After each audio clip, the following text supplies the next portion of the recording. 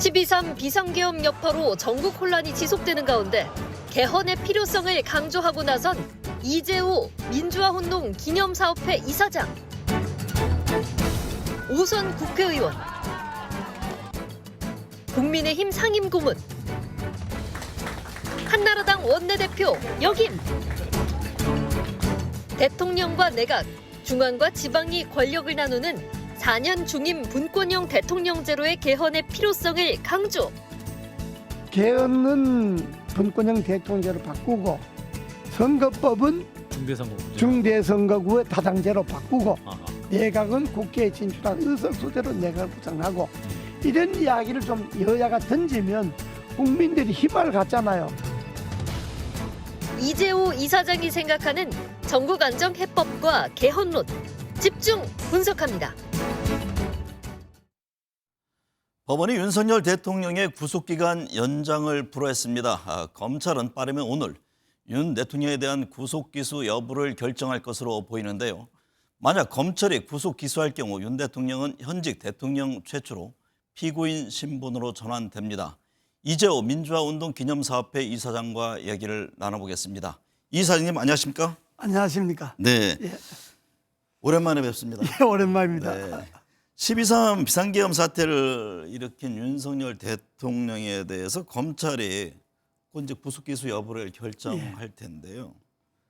공수처 수사를 거부한 윤 대통령은 헌법재판소 탄핵 심판에 출석을 해서 계엄은 실패한 게 아니다. 예상보다 빨리 끝났을 뿐이다. 또 계엄 선포는 야당에 대한 경고가 아니고 주권자인 국민에게 엄정한 감시와 비판을 해달라는 것이다. 이런저런 주장을 했습니다. 윤 대통령의 입장과 현재 상황을 어떻게 보고 계세요? 윤 대통령의 입장에서는 그렇게 말씀하실 수 있겠죠. 네. 뭐 그렇게 말씀할 수 있지만 문제는 국민들이 그걸 어떻게 받아들이느냐 하는 것이 이제 문제 아니겠습니까? 네. 그러니까 대통령께서는 항상 그 대통령 중심으로 그 이야기를 하시는데 지금은 국민들이 내 말을 어떻게 받아들였을까? 네. 이걸 한번 생각할 때가 아닌가? 네. 예, 거기에 이제 문제의 핵심이 있다고 봐야죠. 네. 김용현 전 국방부 장관은 윤 대통령 탄핵 심판 관련 헌법재판소 증인 신문에 나서 비상 입법기구 쪽지와 포고령을 내가 썼다고 주장했습니다. 마치 자신이 책임지겠다는 듯한 인상인데요. 검찰 수사 과정에서 진술한 내용과는 좀 배치가 됩니다. 대통령이 부하들에게 책임을 떠넘기는 듯한 모습 아니냐 이런 지적이 있는데 이 점은 어떻게 이해해야 할까요? 이번 과정을 지켜보면서 네. 국민들이 이런 이야기를 해요. 아, 장군들 그 별을 주로 수두룩하게 달군 장군들이나 경찰의 최고 책임자들이 네. 나와서 하는 말이 너무 이게 앞뒤 분간도 못하고 저런 사람인데 국방과 경찰을 맡겼냐 할 정도다 이런 이야기들이 시민들 사이에 많았거든요. 네. 이번에 그 대통령이 뭐 자기가 뭐 누구인데 떠넘기려고 한다기보다가 뭐 이야기를 아무래도 좀 그런 자리에 서게 되면 네. 자기의 책임을 좀 가볍게 하려고 하겠죠. 네.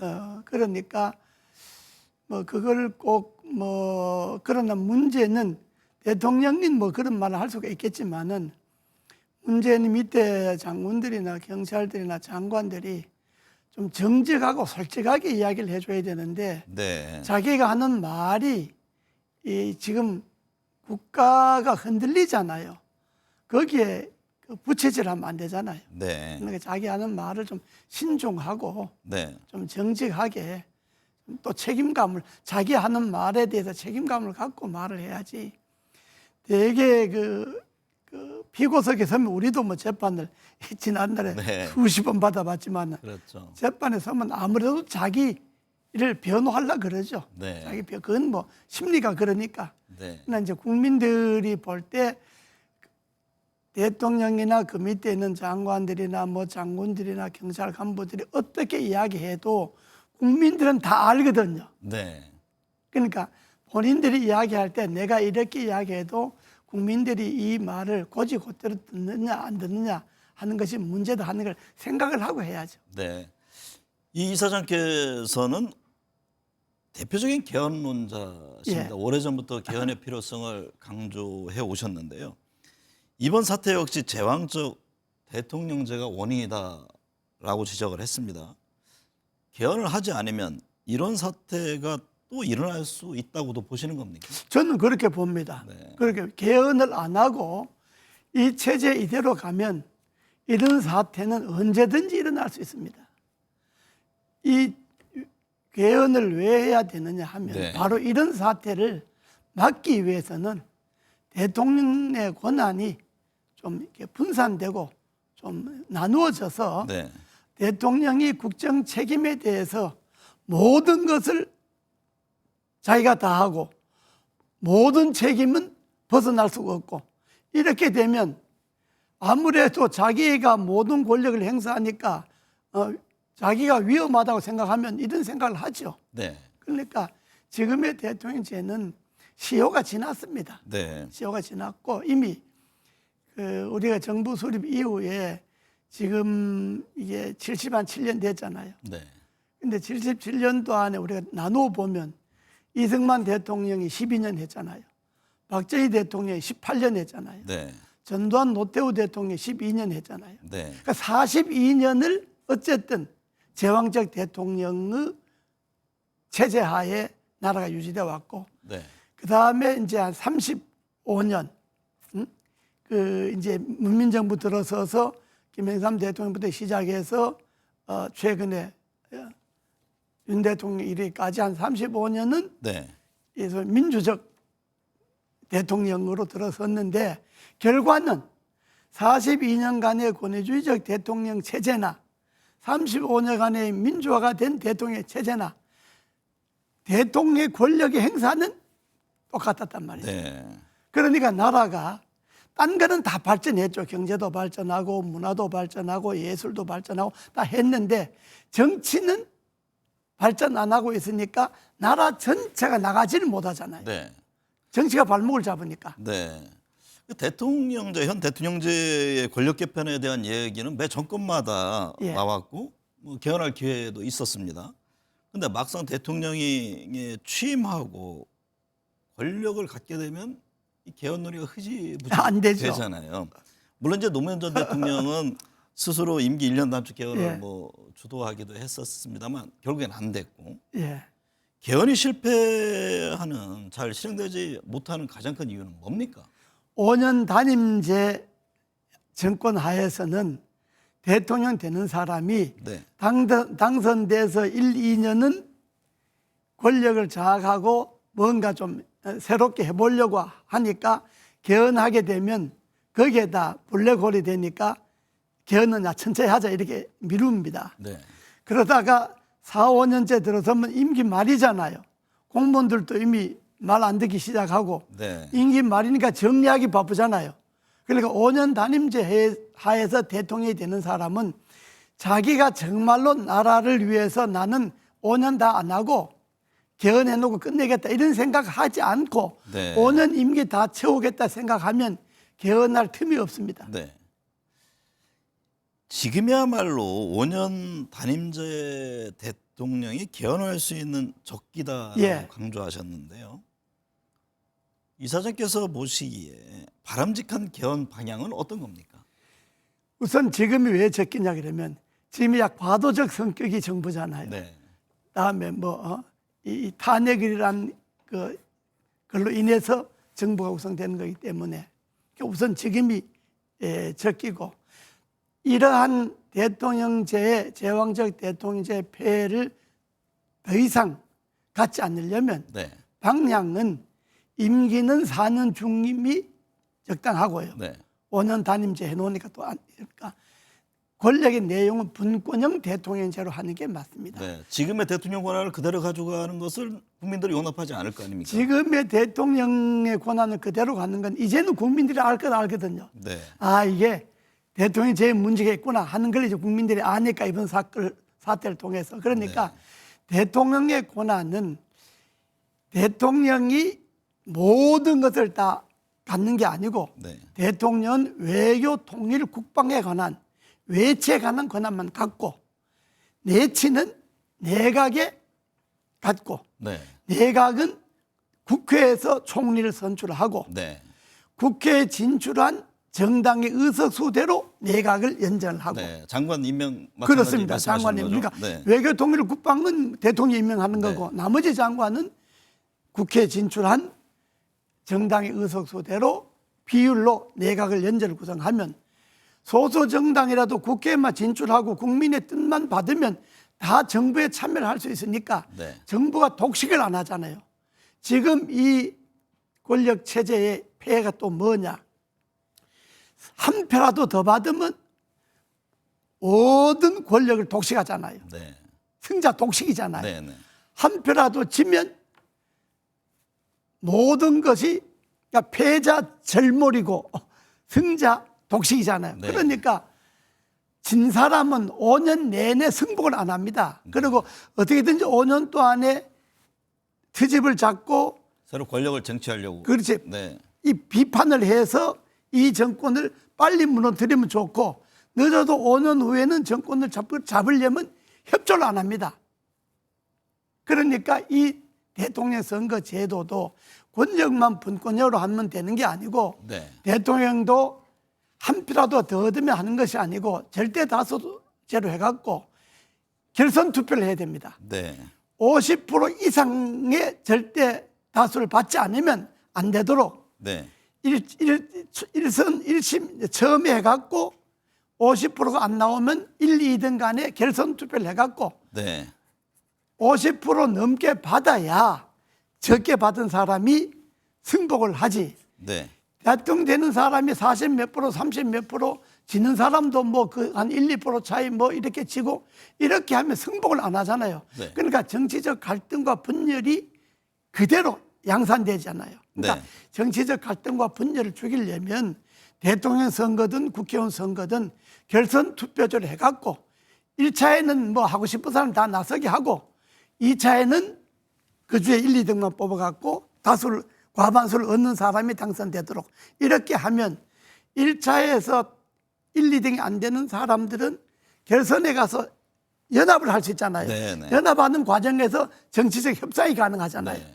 그러면 대통령이 되는 사람이 자기와 협상한 당들과 연전을 할 수가 있잖아요. 네. 그래 되면 지금처럼 이런 대통령제는 없어질 수가 네. 있죠. 그러니까 4년 중임 분권형 대통령제로 하되 대통령 선거는 결선 투표제로 결선 하도록 투표제를 도입하는 걸 도입하도록. 전제로. 예. 예. 이렇게 하면 저는 적어도 지금 같은 이런 정치적 혼란은 극복하고 이 분열과 갈등은 난 좀 없어진다고 저렇게 봐요. 근데 개헌을 하려면 여야 합의가 예. 필요하고 또 국민 투표도 해야 하는데 지금 다수당인 야권은 어쨌든 지금은 12.3 비상계엄 이 쿠데타 문제를 종결짓는 게 우선이다라는 그렇습니다. 입장입니다.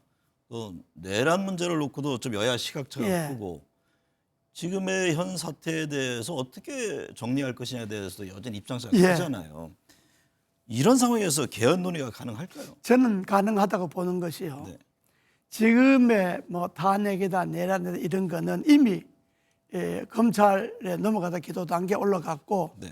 헌재가 이미 탄핵 일정을 잡아서 하니까 그거는 법원과 헌재 맡겨놓으면 됩니다. 네. 정치권이 이것에 대해서 더 이상 왈가부하지 말고 헌재가 기각을 하든 인용을 하든 어차피 조기에 대해서는 불가피하게 지금 국민들이 요구하고 있는 겁니다.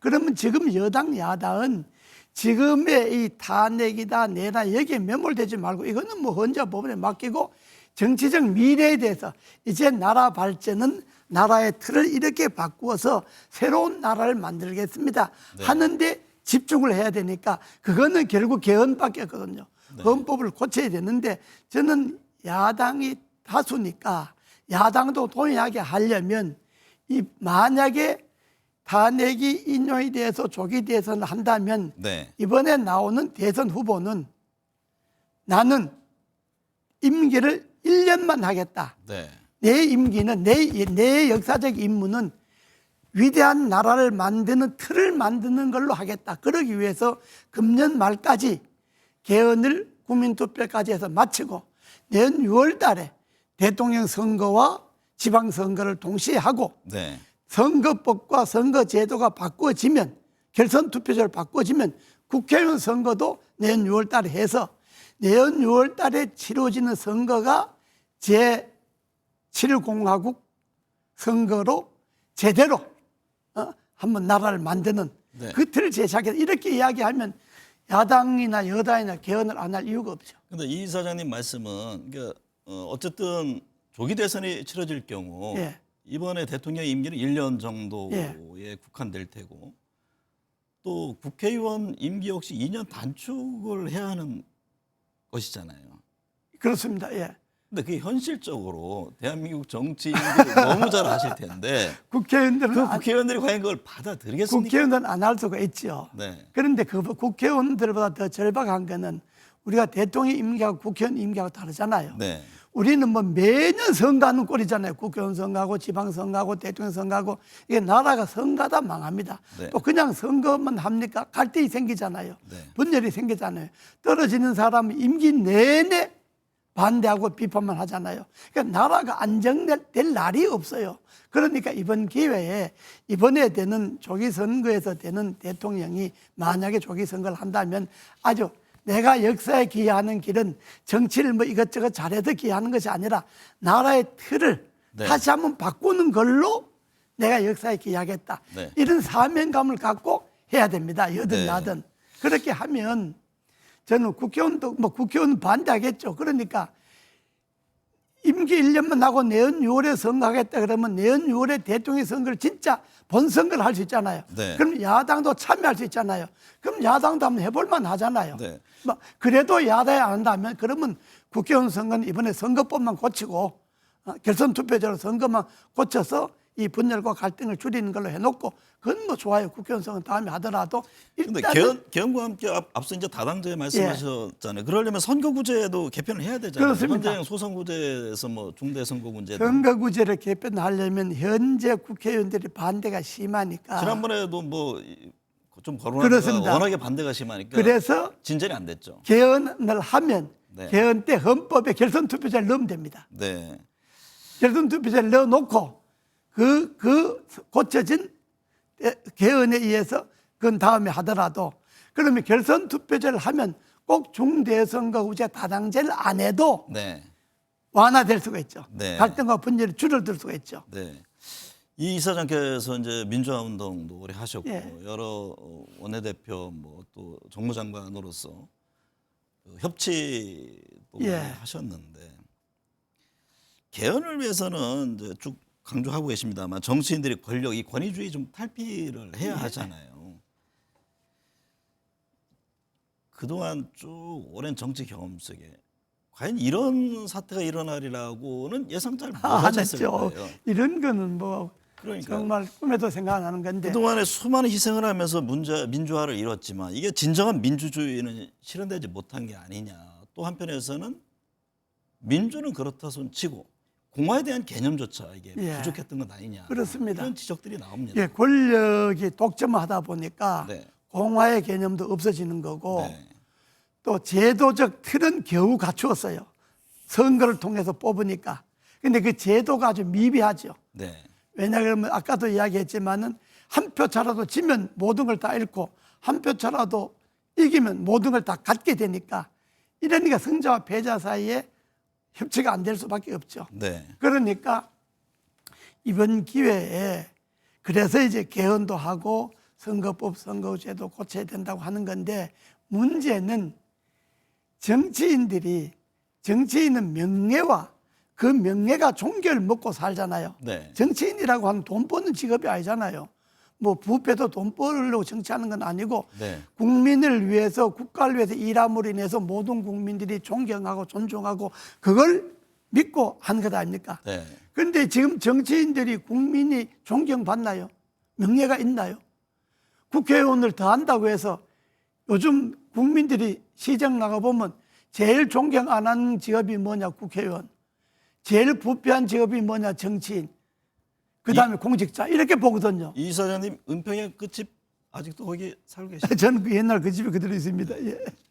그러니까 정치인들이 정말 존경과 명예를 먹고 살려면 정치인들이 국민들이 정치인들을 뭐 존경 이렇게 하지 않으니까 그걸 회복하려면 선거제도 바꾸고 네. 개헌도 해서 권력제도도 바꾸고 그러니까 틀은 민주주의가 되어 있는데 일상의 민주주의가 안 된 거죠. 일상적으로. 그러니까 민주주의가 아주 가슴 속에 뿌리 내리지를 못하니까 틈만 나면 이번처럼 좌우가 딱 갈리고 네. 과격 시위가 일어나고 갈등이 일어나고 폭력이 일어나잖아요. 이거는 민주주의가 일상화 안 됐다는 거거든요. 네. 지금 우리나라는 제도적 민주주의도 보완해야 되지만은 일상의 민주주의가 될 수 있도록 국민들이 각성을 해야 되는 것도 필요하죠.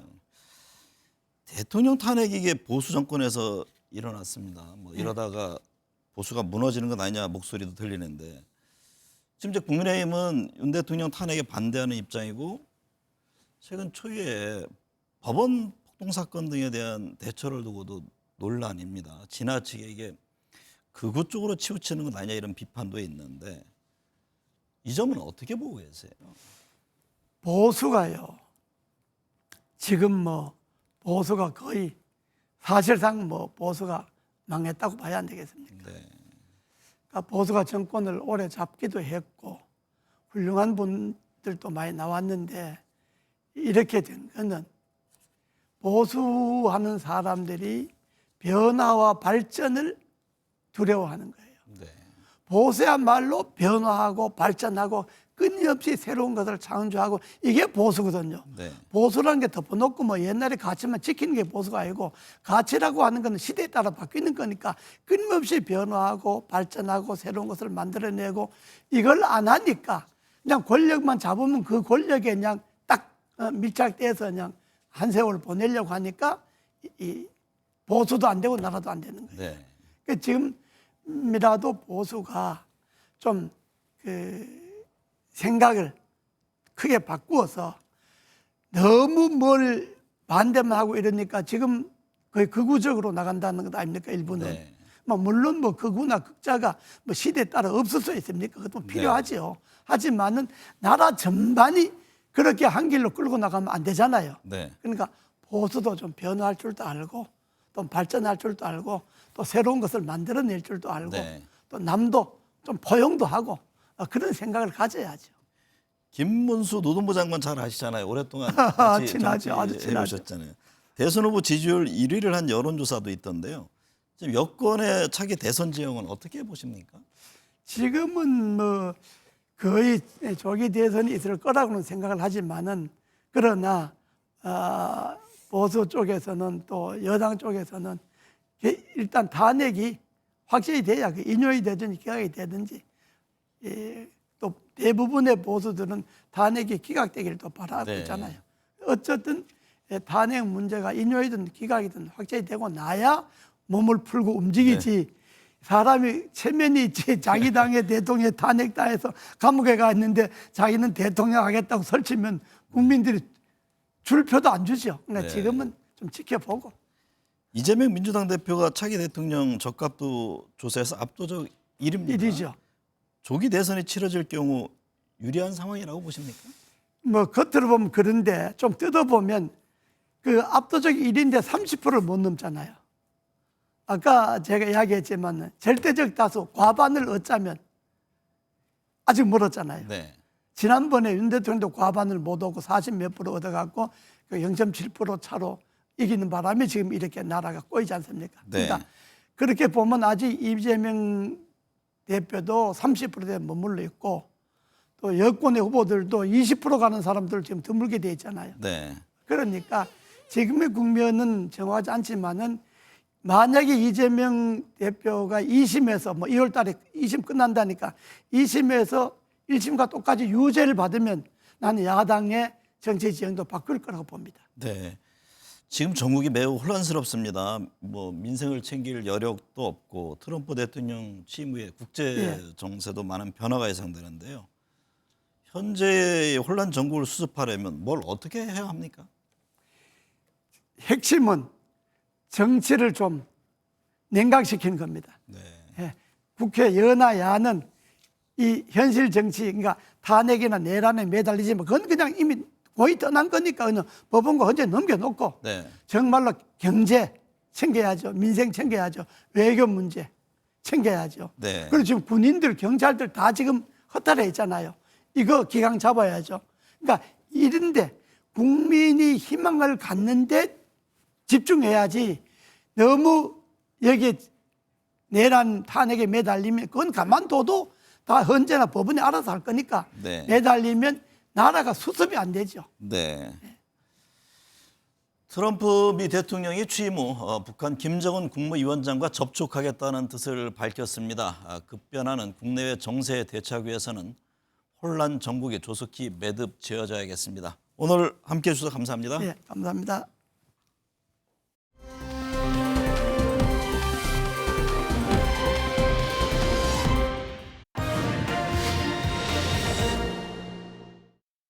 네, 정치권 현안 짚어보겠습니다. 김성태 전 새누리당 의원, 이광재 더불어민주당 성남 분당갑 지역위원장, 홍경식 한길 리서치 소장, 이강윤 전 한국사회여론연구소장 나오셨습니다. 네 분 어서 오십시오. 예, 반갑습니다. 네.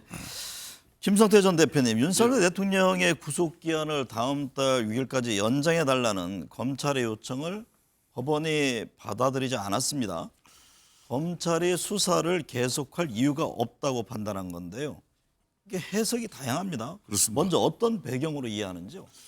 아무래도 이제 법원 입장에서는 공수처에서 그동안 이제 수사 주체로서 공수처가 수사한 내용을 검찰에서 받아서 그걸 기소 여부만 이제 판단하면 되는 것이지 법원이 또 검찰이 수사를 별도로 하는 부분에 대해서 인정을 하지 않고 있는 거죠. 네. 그런 측면에서 이제 법원의 중앙지검에서 두 차례 이 지금 구속영장 기한을 연장하는 그 지금 현재 그 자체는 지금 이제 법원에서 앞으로 검찰이 적극적으로 전면적으로 이렇게 강제 수사를 할 수 있는 그런 부분에 대해서 법적 근거나 상당성이 이제 부족하다고 이렇게 보고 불허한 거죠. 네. 그러니까 지금 현재 검찰 입장에서는 이 공수처 수사 약 1만 페이지의 수사 기록과 공소 제기 요구서를 그냥 받아서 이 부분만 가지고 기소 여부만 판단해야 되는 그런 상황이 된 거죠. 네. 그런 상황에서 그러면 이제 현재 상태, 구속 상태를 유지하면서 기소를 해야 될 것이냐. 일단 석방하고 난 뒤에 검찰이 자체적으로 또 수사를 보강해서 최종적으로 기소를 완성하는 그런 절차를 갈 것이냐. 이걸 가지고 오늘 오전에 전국 검사장 회의를 개최했습니다. 네. 이광재 위원장님, 법조계에서는 윤 대통령의 구속 기한을 27일 자정으로 보고 있습니다. 방금 말씀하셨듯이 지금 검찰총장이 오늘 검사장 회의를 가졌는데 최종의 결론을 내리지 못하고 검찰총장에게 일임하겠다 그런 입장을 냈습니다. 어떤 전망을 하고 계세요? 저는 결국 구속 기소하지 않을까 싶습니다. 왜냐하면은 결국은 일관성이 중요한데 검찰에서 지난 김용현 국방장관 등 10명을 이미 검찰이 수사해가지고 다 구속을 했잖아요. 네. 일관성이라는 측면도 그렇고 두 번째로는 공수처의 수사에 윤석열 씨가 임하질 않았잖아요. 네. 그다음에 세 번째로는 헌재에 와서 결국 주요 발언을 보게 되면 결국 국무회의에 부서가 없었다는 점. 또 하나는 체포해라, 국회의원들을 체포하라, 유리창을 깨고 들어간 점, 이런 부분들을 충분하게 소명이 못한 게 다 전 납득이 된 거 아닌가. 그러면서 네. 기소를 할 것이다라고 봅니다. 네. 이광윤 수사님, 이제 검찰이 어떤 판단을 할지 지켜봐야겠습니다만, 이제 방금 이광재 위원장 말씀대로 만약 구속 기소를 하면 윤 대통령이 최장 6개월 동안 구속 상태로 재판을 받게 되잖아요. 앞으로 일정 어떤 예상을 하시나요?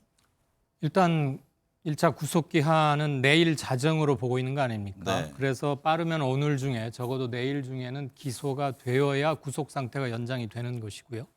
그런데 현재 내란 혐의를 받고 있는 이른바 종범들은 다 10여 명 기소가 돼 있지 않습니까? 기소 중이거나.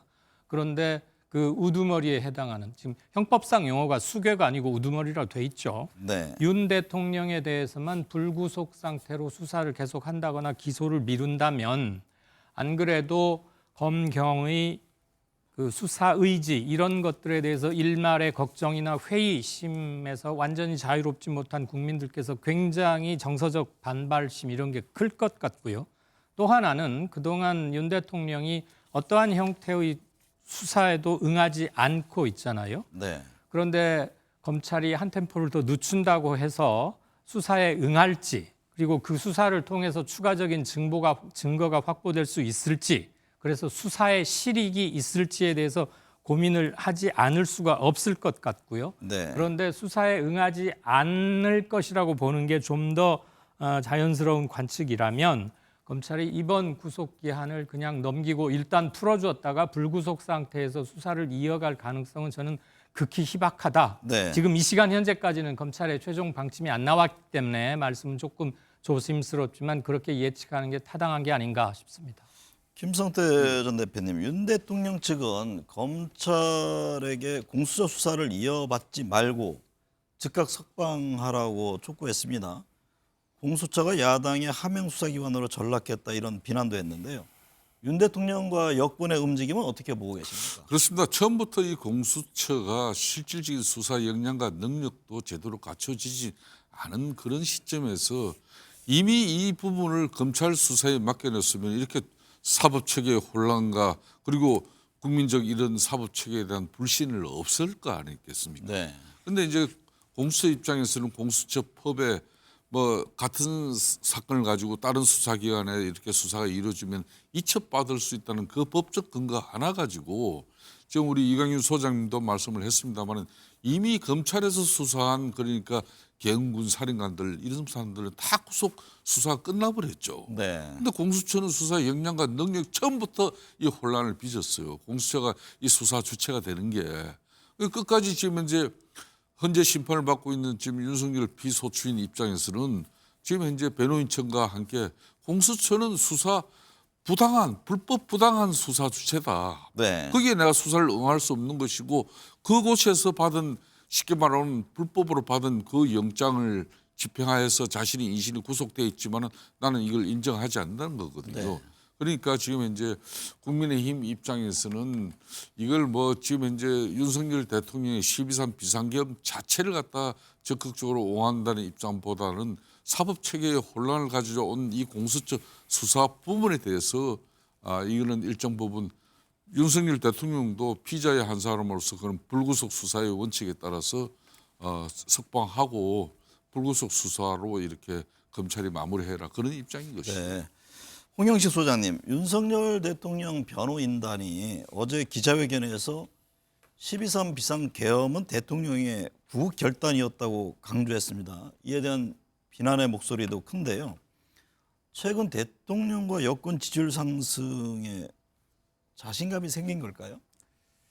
일단 이 윤석열 대통령 진영의 전략은 하나는 법리적 대응인 것 같고 하나는 국민 여론 이런 식으로 투 트랙으로 대응하는 것 같습니다.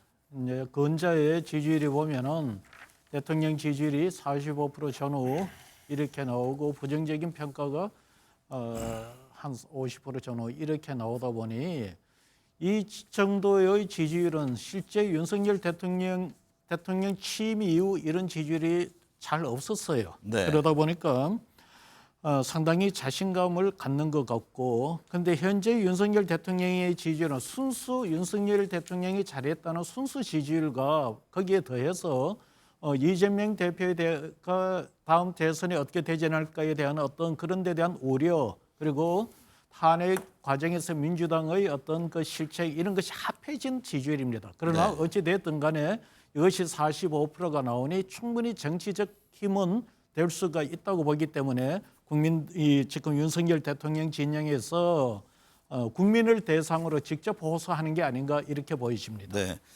이광재 위원장님, 대통령의 구속 연장을 불허한 법원 결정을 놓고 여야는 뭐 전혀 다른 해석을 내놨습니다. 여권은 공수처가 무리한 수사를 벌인 결과라면서 대통령을 석방의 불구수사라고 주장을 했고, 야권은 공수처에 대해서 수사권이 인정된 것이다, 구속기한 내에 기소하라, 이렇게 촉구했는데요. 여전히 12.3 쿠데타는 진행 중이다, 이런 뭐 비판의 목소리도 있고요. 현 정치권 상황을 어떻게 보고 계십니까? 저는 12.3 그 불법 계엄은 잘못됐다는 건 국민들 70%가 다 인정하는 것이잖아요. 네. 그러면 좀 각도를 달리 보면 미국 국무부의 한번 시각을 한번 보면요. 국회에서 탄핵을 이루어졌을 때 한국 민주주의 회복력을 보여주고 있으며 이 과정에서 한국 국민을 지지한다.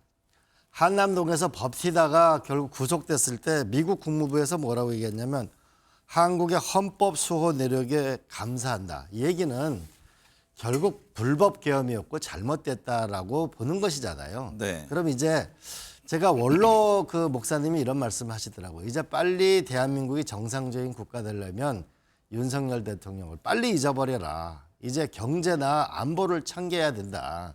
빨리 잊고 새로운 나라로 가야 된다. 저는 그 말씀을 네. 귀 기울여 들어야 된다고 합니다. 네. 김성태 전 대표님, 예. 최근 탄핵 심판에 참석한 윤석열 대통령의 모습에 의아해하는 사람들이 있습니다. 예. 김용현 전 장관은 머리카락이 희끗한데 단정한 뭐 이대팔이라고 하던가 가르마를 하고 있는 윤 대통령, 이게 특혜 아니냐, 일각에서는 뭐 이런 말이 나오던데 이 점은 어떻게 보세요? 김용현 전 국방장관 같은 경우는 뭐 12.3 비상계엄 이후에 며칠 만에 그냥 그 검찰에 의해서 구속 수감됐지 않습니까? 그렇기 때문에 아무래도 한 달이 훨씬 지나고 나면은 뭐 저도 그렇습니다만은 머리 염색이 다 빠지죠. 네. 윤석열 대통령 입장에서는 체포된 지 얼마 되지 않기 때문에 아직은 뭐 옆에 정도만 지금 흰머리가 나오고 있지만은 그래도 이제 단정한 모습을 유지하고 있는 것인데, 윤석열 대통령은 현재 심판을 받고 있는 피소추인의 입장이고 또 뭐 공수처나 또 검찰에 의해서 내란죄 뭐 이런 의혹 관련 수사를 받는 피의자 입장이지만은 그래도 대한민국의 현직 대통령입니다. 네. 현직 대통령이기 때문에 현직 대통령이 또 현재 탄핵 심판 나와서 이제 피소추인의 입장으로서 이렇게 뭐 정언을 하고 또 뭐 진술을 함에 있어 가지고 정말 볼상사나운 그런 뭐 수위를 입고 또 머리가 흥크러진 그런 모습보다는 탄핵 심판 결정이 나기까지는 그래도 대한민국의 국격과 품격을 생각하는 측면에서 이거는 좀 이해를 하고 네. 넘어가 주는 게 나는 좋지 않겠나 이렇게 네. 보고 있습니다.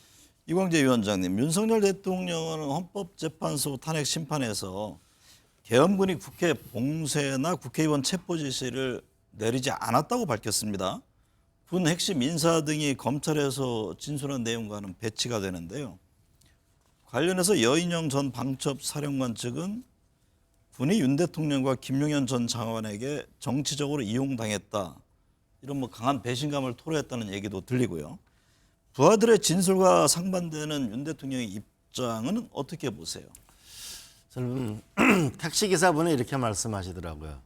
정말 대통령이라면은 다 내가 책임지겠다라고 이렇게 좀 떳떳해야 되는데 너무 비참하다라는 말씀하시던데, 이건 방첩사령관뿐만 아니고 수도방위 사령관은 본회의장으로 가서 4명의 국회의원을 한 명씩 들쳐업고 나와라. 총을 쏴서라도 문을 부수고 들어가서 끌어내라. 네. 의결 정수가 안 되어 있으니까 의원들을 끄집어내라. 심지어는 경찰청장도 윤 대통령의 전화로 의원 체포 지시를 6차례나 했다. 이번 기회에 싹 다 잡아들여. 네. 이건 뭐 이런- 의원이 아니라 요원이었다, 뭐 이런 얘기까지. 그러니까요. 그래서 이런 거짓말을 보는 그 국민의 마음은 어떨까. 정말 택시 운전기사님의 말씀처럼 좀 당당해라 라는 네. 건 가슴 아픈 일이죠. 네. 홍 소장님, 설 밥상 민심 여기에 안 해볼 수 없죠. 국민의힘 내부에서는 현재 지금 정당 지지도가 40% 가까이 나오지만 이게 보수 가표집 등 여러 얘기가 나옵니다. 특히 이제 중도층 외면 확장 없이는 선거에서의 승리는 어려운 것 아니냐, 이런 지적도 나온다고 하는데요. 현 여권의 지지율 상황은 어떻게 보세요? 지금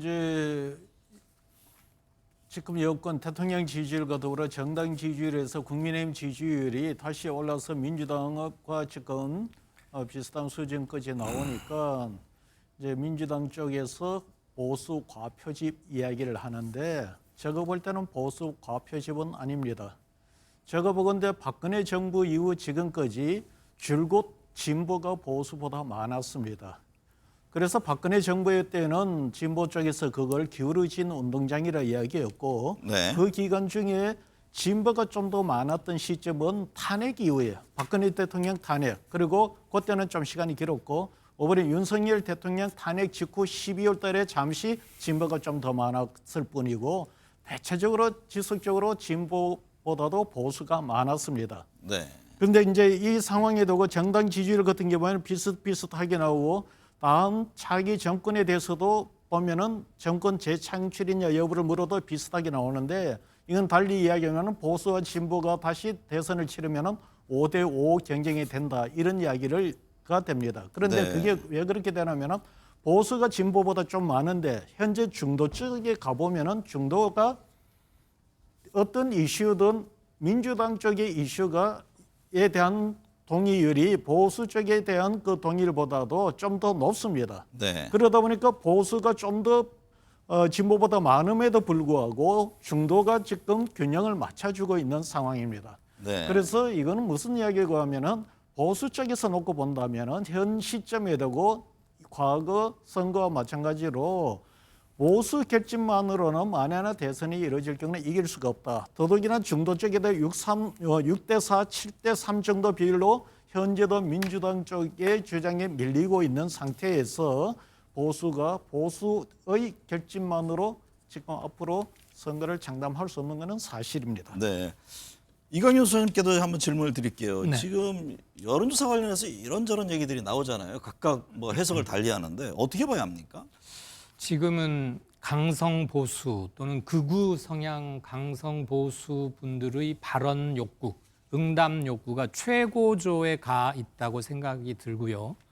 제가 한 4년간 매주 여론조사를 쭉 해본 경험에 쌓인 데이터에 입각해서 보면 방금 홍 소장 말씀처럼 우리나라에서 전반적으로 보수 성향 분들이 진보 성향보다는 인구 사람 숫자는 조금 더 많다고 생각이 듭니다. 네. 그렇지만 최근에 나온 몇몇 여론조사에서는 그 차이가 제법 나는데 내란이라는 경천 동지할 사건의 정치 사회적 파장을 고려할 때 여론 흐름이 저렇게까지 가고 있지는 않지만 강성 보수 분들의 결집이 훨씬 빨리 그리고 강하게 지금 이루어졌다. 네. 저는 결집이 이루어질 때는 위기감에 의한 결집이 하나 있고 또 하나는 희망이나 비전을 이루기 위해서 긍정적으로 우리 한번 모여보자라는 결집으로 나뉠 수 있다고 보는데 네. 위기감에 의한 결집의 강도나 속도에서는 훨씬 빠르다고 봅니다. 현재는 그 국면인 것 같고요. 네. 합리성이나 상식, 공정, 법치 이런 거를 중시하는 그런 시민들 또는 중도층도 일부 있겠습니다만 그런 분들의 입장에서 볼 때는 지금 보수 분들의 견해가 굉장히 많이 잡히는 거에 대해서 마음속으로 선뜻 동의는 되지 않을 것이다. 그런 생각 갖고 있습니다. 김성태 전 대표님, 국민의힘이 설 명절 직후부터 당 차원에서 반 이재명 여론전에 나선다는 방침입니다. 예. 결국 이 대표 때리기가 중도 외연 확장에 효과적이다 이런 분석에 따른 것으로 보여지는데 근데 지난 총선 결과를 지켜봤잖아요. 예. 이 전략이 맞습니까? 그러니까 이제 국민들의 생각은 국면마다 계속 달라지는 것입니다. 네. 그러니까 이제 윤석열 대통령 12.3 비상계엄에 대한 그 자체는 국민들의 이미 판단이 끝이 나버렸어요. 그렇기 네. 때문에 국회는 탄핵 소추 의결까지 했고 앞으로 헌재 심판과 또 사법 절차를 통해서 이제 윤석열 대통령에 대한 부분은 법적인 이제 판단만 남아 있는 것이지 않습니까? 그다음 그러면은 지금 현재 일련의 뭐 여론조사 내용도 좀 전에 하셨습니다만 일련의 이런 사항은 이재명 대표에 대한 국민적 판단이 분명히 작용하고 있는 것입니다. 그러니까 네. 지금 이제 타협 없는 대통령과 대통령의 통치 권력과 그리고 이제 극단적인 입법 권력의 대충들은 대한민국의 불행으로 국민들이 이 설명제를 지금 맞이하고 있거든요. 그런 측면에서 그동안 왜 윤석열 대통령이 12.3 비상계획 같은 통치권 행위지만은 저는 극단적인 수단을 동원했느냐. 그 기저, 그 배경에는 입법 폭주, 그리고 탄핵 남발, 그리고 일방적 예산 폭거, 이렇게 해서 정상적으로 국가 운영이 어려운 그런 입법 권력이 지금 현재 독단과 전횡을 일삼고 있다. 여기에 대한 이제 국민적 인식이 이만큼 확대됐기 때문에 가끔 여론 조사를 통해서 이런 상황이 나옵니다. 네. 그 중심에 이제 이재명 대표가 있기 때문에 이재명 대표의 지난 4월 달에 총선을 통해서 국민들이 그런 170석이 넘는 거대 입법 권력을 부여한 것은 이런 한마디로 국가 운영의 입법 권력에 작동되는 걸 국민들은 원하지 않는 거죠. 그런 측면을 국민의힘 지도부가 이제 제대로 한번 때려보겠다는 겁니다. 네. 국민의힘 내부에서 기존 지지층을 위해서는 윤상현 의원 등의 강경 발언도 필요하다 이런 의견이 나왔다고 하는데 이강윤 소장님, 네. 여론 전문가로서 이 점은 어떻게 보세요? 전체 민심을 종합적으로 살피자면 그러한 견해는 민심에 역행하는 게 아닌가 그런 생각을 저는 조심스럽게 갖고 있는데요. 현재 국힘의 강성 지지자, 극우 성향의 강성 지지자들의 발언이 세게 잡히고 이러는 것은 국민의힘이라는 정당을 탄핵 반대 라인에 묶어두고자 함, 윤석열 대통령이 탄핵되고 실권하는 것을 어떻게든 막아봐야 하는 것 아니겠느냐. 그 전선으로부터 국민의힘이라는 여당을 분열시키거나 이탈시키지 않도록 제어하고 잡아보려는 의지가 강하게 발동되고 그게 강한 응답률로 나오고 그게 수치로 집계가 돼서 보도가 되고 현재 그런 상황에 있다고 보거든요.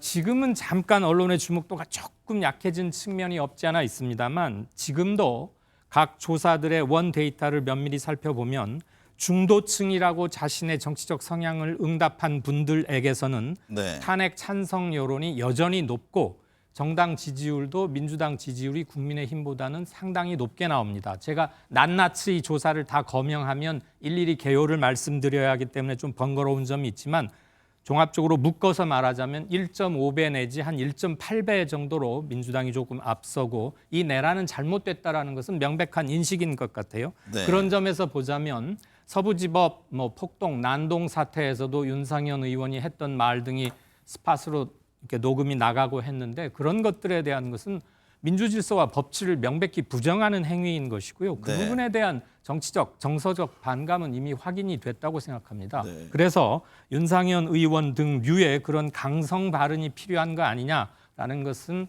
대단히 좀 잘못된 쪽으로 나가는 게 아닌가 하는 생각이 듭니다. 이광재 위원장님, 민주당 이재명 대표는 흰지 검은지 언급하면서 실용주의와 성장 담론을 강조했습니다. 평소에 먹고 사는 문제는 우리 이 의원께서 늘 강조하는 대목인데요. 자기 대선을 염두에 둔 중도층 포석을 위한 것 아니냐 이런 설명이 뒤따르던데요. 네. 저는 민주당이 좀 더 과감했으면 좋겠어요. 네. 예를 들면 반도체가 없으면 죽는 거잖아요. 반도체법은 좀 과감하게 통과시키고 다만 주 52시간 문제 부분은 다시 한번 선진화하는 것을 할 필요가 있는 거 아닌가. 예를 들면 반도체법이 통과돼야 우리가 먹고 살게 생기는 거죠. 한편으로는 TSMC 같은 경우에는 그 R&D 같은 경우에는 근로시간 제약을 받지 않거든요. 네. 더구나 독일 같은 경우에는 연봉 1억 5천 이상이면 근로시간 제약을 안 받거든요. 그럼 네. 한편으로는 노동자를 보호하면서 반도체법을 통과시키는 이런 민주당의 힘 있는 모습. 또 한편으로는 주식시장이 250조가 사라져버렸잖아요. 네. 그럼 이번에 법안 중에 산업은행에 자본금을 10조 원을 늘리는 게 있으면 100조 원을 동원할 수 있으니까 과감한 투자를 해서 경제를 살리겠다는 보다 분명한 노력. 또 하나는 트럼프 대통령이 이제 푸틴 대통령과 김정은 위원장과의 그 만남과 또는 연락을 예고하고 있는 이때 그러면 평화는 어떻게 지킬 거며 우리가 북한 핵을 이고 살 수는 없잖아요. 그러면 안보를 어떻게 할 건지 경제와 안보에 있어서 국민이 믿을 만한 모습을 가져가면 저는 그것이 바로 국민이 원하는 거고 중산층이 원하는 거 아닐까. 좀 네. 과감했으면 좋겠어요. 네. 홍영시 소장님, 이재명 대표의 민생행보 성장 담론에 여론은 어떻게 반영할까요? 성장 담론은 선거에서 굉장히 중요한 카드입니다. 네. 그래서 지금 뭐 꺼낼 만한 상황이라고 볼 수가 있지만은 이 성장 동력 이거는 정책인데 이 부분은 내가 볼 때는 전략적인 부분에 있어서 조금 아쉽다 이렇게 보여져요. 현재 민주당이 지지율이 주춤하고 국민의힘의 지지율이 추월하는 이런 조짐을 보이는 원인을 보면은 성장 동력 문제가 아니고 윤석열 대통령도 헌법을 유린했다는 뭐 지적을 받듯이 그 이후 지금 민주당에서 진행하고 있는 이 대응도 법치를 벗어나고 있다. 또는 이 지금 당내 민주적인 어떤 목소리가 나오지 않고 있다. 또 하나는 뭐 언론의 자유, 표현의 자유 이것을 민주당이 허용을 하지 않는다. 카톡 여론조사, 고발 논쟁 뭐 이런 것들이 나오면서 이런 상황에서 민주당 지지율이 지금 하락을 했는데 이에 대한 대안이나 어떤 대책 없이 민생 행보를 한다고 해서 현재 지지율을 이렇게 바꿀 수 있을지는 제가 볼 때는 장담하기 어렵지 않나 이래 보여집니다. 네. 이광현 소장님, 네. 조기 대선 가능성이 높아진 상황 속에 여야 차기 주자들의 움직임이 점점 활발해지고 있는데요. 네. 현재로서는 이재명 대표 독주 모습입니다. 하지만 양자 대결에서는 지지율이 비슷하게 나오는 여론조사도 있던데요. 네. 대선 주자들의 지지율 흐름은 어떻게 봐야 할까요? 앞으로 조기 대선이 가시화될수록 변동의 여지는 조금씩 커질 것으로 보이고요. 네. 다음번에 누가 됐으면 좋겠습니까? 이렇게 물어보고 사람을 쭉 불러주면은 여당은 복수의 후보군이 여럿 산재한 형편인 것 반해서 야당은 민주당의 이재명 후보 쪽으로 거의 뭐 현재까지는 사람들 마음속에서는 단일 후보 상태에 좀 가깝다고 봐져요. 네. 더군다나 조국 혁신당의 조국 대표도 지금 수감돼 있고 하니까. 그런데 처음에 내란 대 국민, 내란과 비상계엄을 주동했던 윤석열 대통령 그룹과 국민 이렇게 나뉘었을 때는 여론의 지형 차이가 현격했지만 이게 대선의 1대1 구도로 가면은 어떻게 하시겠습니까? 이렇게 바꿔서 물으면 보수 대 진보 또는 여대 야, 지금 우리는 뭐 공고한 양당 체제니까 결국은 국힘 대 민주당의 대결로 환원되어 가는 조짐이 있거든요. 네. 그래서 다자로 물어봤을 때와 1대1을 붙였을 때 확 달라지는 겁니다. 그러면 그 결과를 제목만 이렇게 보시는 분들은 잠시의 혼란이 충분히 있을 수 있다고 보여지는데요. 한편에서는 탄핵은 탄핵이고 대선은 대선이다. 이건 좀 엄정하게 나누어서 봐야 한다라는 생각을 갖고 계신 시민층도 많지는 않지만 일부는 있다고 여론조사 데이터에서 확인이 되는 것이고요. 결국 대선 일정이 잡히고 본격적인 캠페인에 들어가고 양당이 후보 결정전에 들어가면 지난 2022년에 윤석열, 이재명 후보 간의 맞대결 형식으로 갈 두 당이 분열하지 않는다면 그렇게 갈 가능성이 상당히 높아 보인다. 네. 이런 예측이 지금으로서는 가능하겠습니다. 홍영시 소장님, 여권 대선 주자들 중에서 김문수 고용노동부 장관 지지율이 높게 나타나고 있습니다. 이게 보수층 결집의 일시적 현상일지 아니면 여권의 대선판을 흔드는 변수가 될 수 있을까요? 제가 볼 때는 결론적으로 말씀드려서 일시적 현상은 아닐 듯해 보입니다. 네. 이 김문수 후보 장관의 등장은 현재 탄핵과 이재명 대표의 대항마 이런 어떤 컨셉으로 지금 지지율이 올라가고 있습니다. 이 지지하는 그 층들을 분석을 해보면 특히 강성 보수층에서 지지율이 상당히 높게 구성이 되어 있습니다. 그래서 향후 이 탄핵 전국 이슈가 계속 이어지고 특히 이재명 대표가 대선에 출마를 하게 될 경우는 이 강성 지지층들의 결집이 쉽게 무너지지 않을 것이다. 그러면은 여권 내 다른 후보들이 대항하기가 되게 어렵습니다. 대체적으로 보면은 당내 경선은 지지층의 지지를 받아야 되고 본선에 가서는 중도층의 지지를 받아야 됩니다. 현재 김문수 장관은 국민의힘 보수층의 강성 지지층의 지지를 일단 선점해 가고 있는 형국이라고 보시면 됩니다. 네. 김성태 전 대표님, 여권 잠룡에는 오세훈 서울시장, 홍준표 대구시장, 유승민 전 의원 대권 출마 의사 시사했습니다. 윤 대통령의 탄핵 심판이 지금 진행되는 만큼 뭐 이에 대한 뚜렷한 목소리를 내지는 못하고 있는데요. 여권 주자들이 윤 대통령의 관계 설정 향후 어떻게 예상합니까? 그렇습니다. 이제 헌재에서 피소추인으로 지금 탄핵 심판을 기다리고 있는 이제 윤석열 대통령에 대한 헌재 판단이 나기 전까지는 본격적인 뭐 조기 대선 후보로서 국민의힘 후보로서 활동하는 데는 분명히 제한적이고 또 한계가 있습니다. 또 네. 일정 부분 또 그래서는 안 되는 것이죠. 지금 지금 국민의힘이 정당 지지율이 좀 이런 대통령이 12.3 비상계엄과 함께 엄청난 지금 현재 이런 혼란스러운 정국에서도 되려 국민의힘이 이 사태 이전보다도 이렇게 정당 지지율을 높게 나오는 것은 조기 대선에 대한 위기감이 네. 작용하고 있다는 것입니다. 제일 큰 이유 중에 하나가 또 한 가지는 이제 이재명 대표에 대한 상당히 부정이죠. 네. 그렇기 때문에 저는 윤석열 대통령이 앞으로 검찰에서 기소 시점에 따라서 그동안 이제 자유우파적 입장은 대통령 구속 체포를 이제 막아내고 또 공수처 불법 부당한 수사에 대해서 이제 비판을 하고 그걸 부정한 입장이었다 그러면은 앞으로 이 기소가 이루어지고 나면은 이제 중도 확장론에 이제 더 무게를 둔 그런 당의 스탠스나 또 우리 후보들의 입장들이 이제 네. 정해질 거라고 보고 있기 때문에 아무래도 오세훈 시장이나 홍준표 그리고 유승민 전 의원 뭐 뿐만 아니라 한동훈 전 대표까지도 이제 본격적으로 뛰어들 것이라고 보고 있습니다. 네.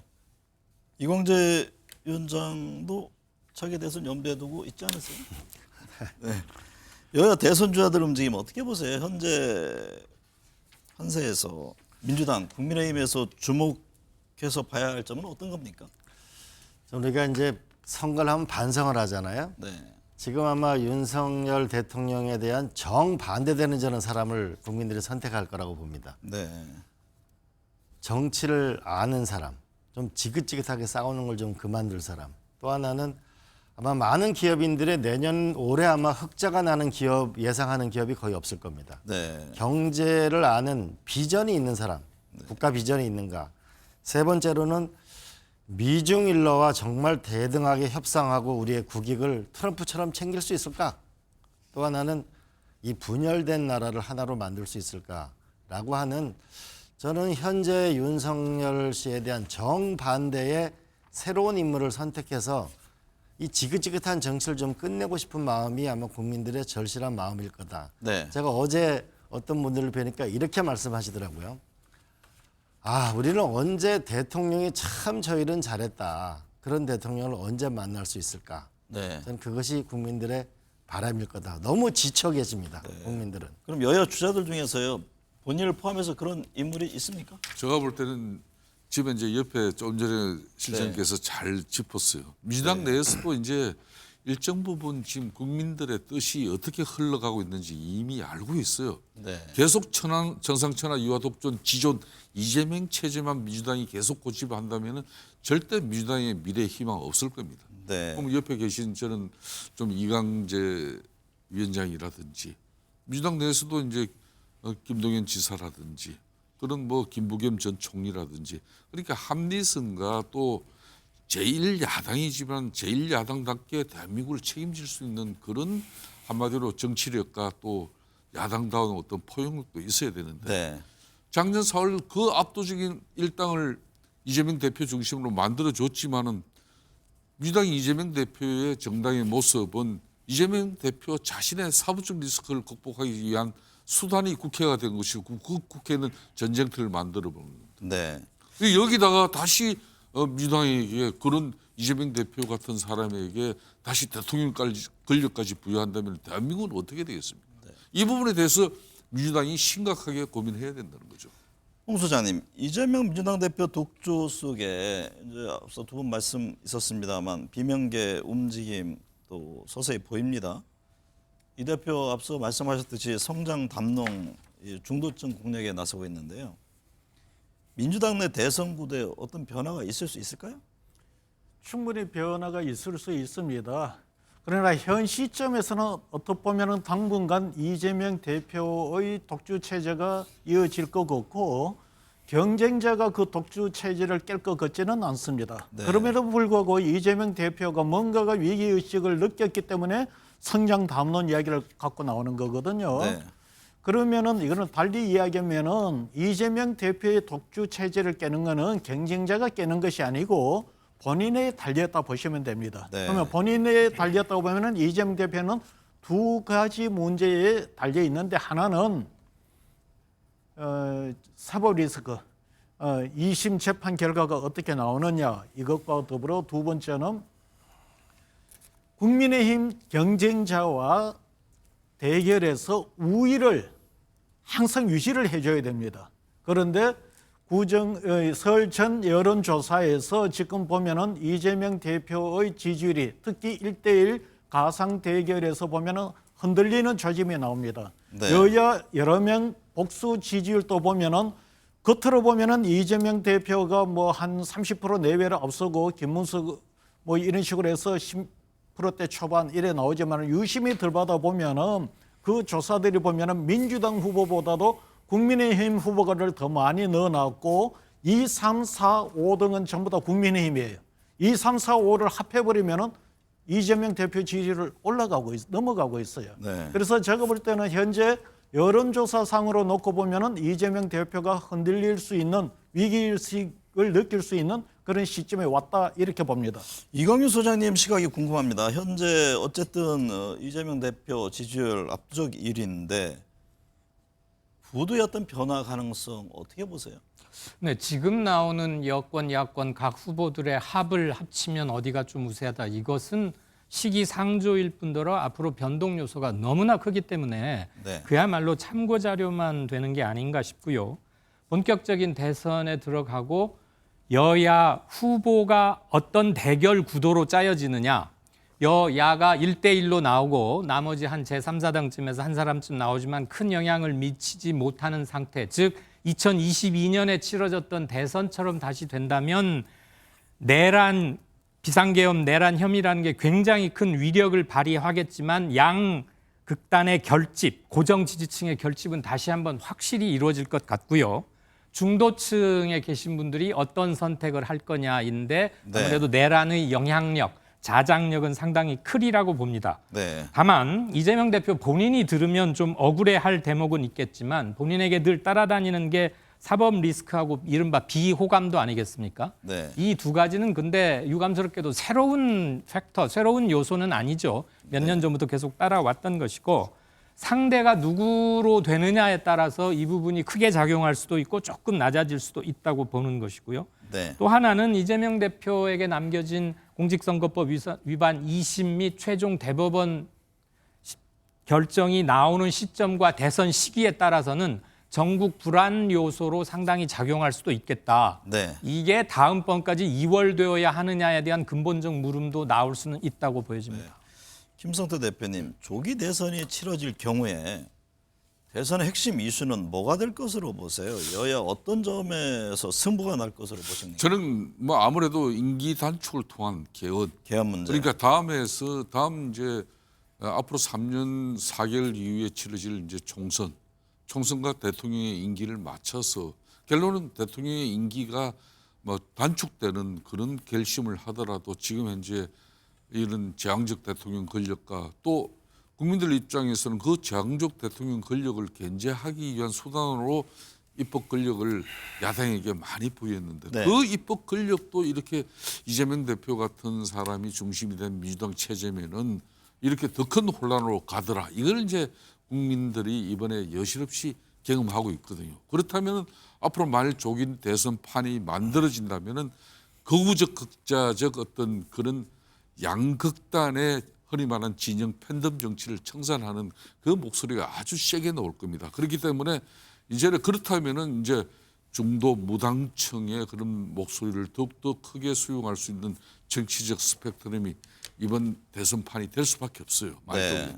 그렇다면 당연히 대선의 핵심 이슈는 이 지금 현재 너무 권력 한쪽이 치중될 수 있고 집중될 수 있는 대한민국의 권력 구조를 개편하는 그런 후보로서의 자기 임기를 단축하더라도 네. 개헌을 해야 된다는 그런 아마 개헌 담론이 제일 중요할 거다. 근데 여기서 제가 두 가지 궁금증이 있는데요. 총선 전에도 이제 그 같은 지적들이 많이 있었지 않습니까? 예, 예. 중도 확장해야 된다.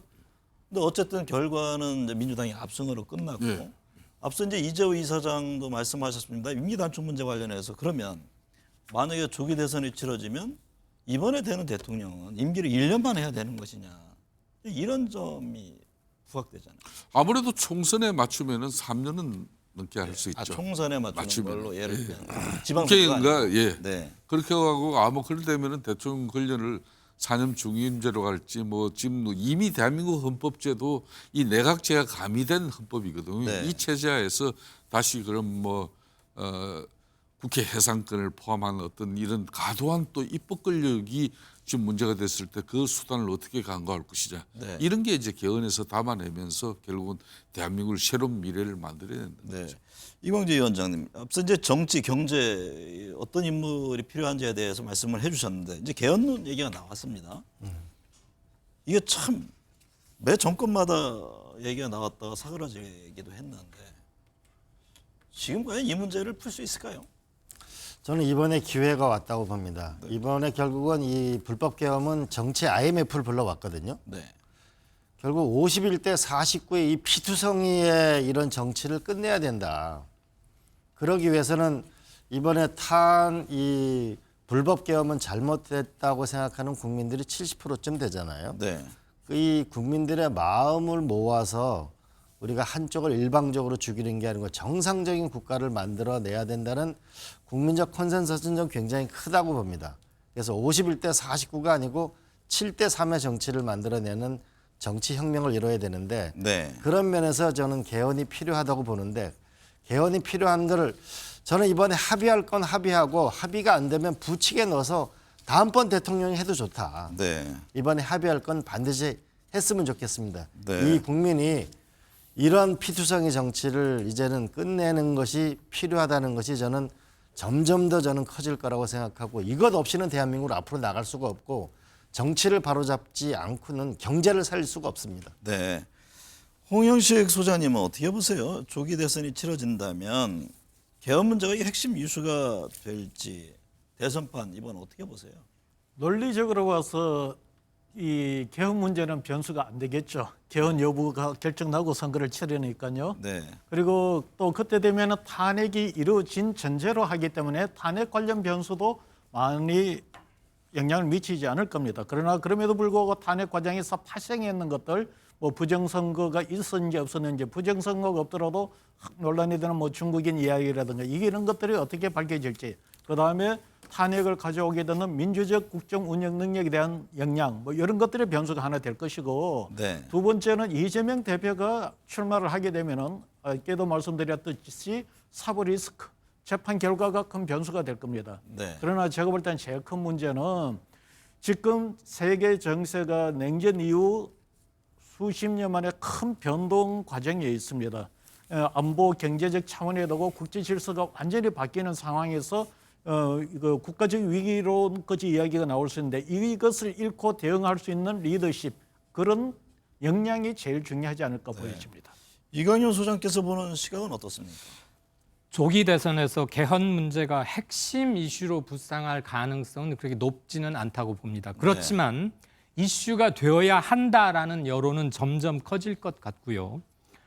사생결단식 양당제의 폐해를 너무 많이 목격해오고 오랫동안 지속되고 있기 때문에 이제는 이 옷을 벗어야 한다라는 국민적 컨센서스도 상당히 커지고 있다고 봅니다. 그래서 이번 대선 때 각 주요 후보들이 개헌에 대한 명백한 입장 정도는 분명히 밝히고 국민적 동의와 일정 부분의 간접 심판이라도 하더라도 그런 것쯤은 충분히 받아야 한다라는 정치적 압력에 노출될 가능성이 상당히 크다고 보고요. 이번 새 정부가 들어선 1년 후면 지방선거가 또 치러지게 돼 있습니다. 네. 그래서 앞으로 정치 일정이 상당히 타이트하기 때문에 개헌 문제를 계속 미룰 수는 없다. 이번 네. 대선 때 중요한 고리가 되어야 한다. 그런 생각은 갖고 있습니다. 네, 오늘 내부 말씀 잘 들었습니다.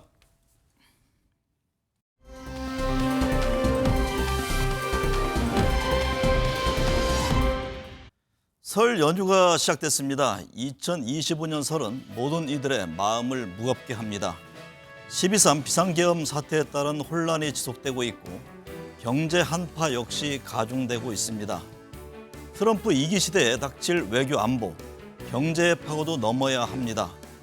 쿠데타 이후 전개되는 대한민국 헌정질서 회복 과정을 전 세계인들은 지켜보고 있습니다. 위법, 위헌 행위는 결국 상식과 법치에 맞는 사필 규정이 될 겁니다. 시간도 그리 오래 걸리지 않을 겁니다. 혼돈의 시대 대한민국 시민들의 힘과 지혜를 모아 새로운 도약의 길을 만들어갈 것이라고 확신합니다. 뜻깊은 설 연휴 이어가시기를 기원합니다. 시청해주신 여러분 감사합니다.